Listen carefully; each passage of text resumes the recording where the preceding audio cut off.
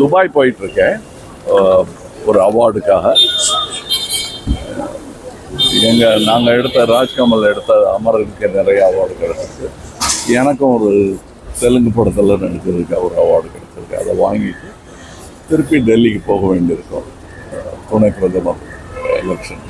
யாரையும் அவமானப்படுத்துற மாதிரி யாரும் பேச வேண்டிய அவசியம் இல்லை. ஓட்டு காணாமல் போனது, பேர் காணாமல் போனதெல்லாம் ரொம்ப நாளாக நானே சொல்லிட்டு இருக்கேன். நீங்கள் கேட்டிருப்பீங்க. என்னோட பேரே காணாமல் போயிருக்கு. அப்புறம் போய் கேட்டு கரெக்ட் பண்ணிக்கிறது அது ஒரு சின்ன விஷயந்தான். அதை விட பெரிய குற்றங்கள் நடந்ததாக எங்களுக்கு சந்தேகம் வந்தபோது நாங்கள் கொண்டு போய் லெட்டர் கொடுத்துருக்கோம். இதெல்லாம் நடந்துக்கிட்டே இருக்கு. இப்போ அதோடைய உச்சகட்டமாக ஒரு விஷயம் நடந்துருக்கு.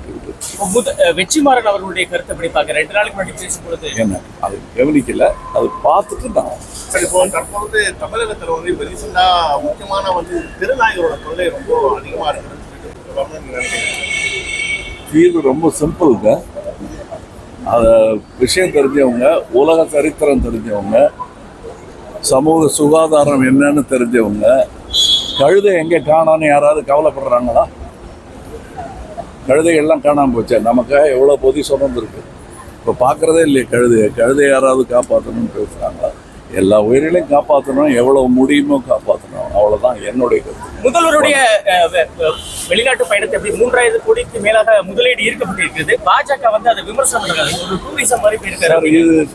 சார் ஒருத்தர் நல்லது செய்யும் போது எந்த கட்சின்னு நான் பார்க்கறது கிடையாது. நாட்டுக்கு நல்லது நடக்குதுன்னா அது எதிர்கட்சியாக இருந்தாலும் அதை ஏற்றுக்கொள்ள வேண்டியதுதான்.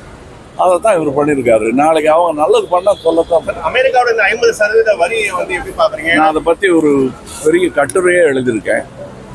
அதுக்கு மேலே இப்போ சொல்லி அது நல்லா எழுதின கட்டுரையை நானே குழப்பிடக்கூடாது. நன்றி. நன்றி சார்.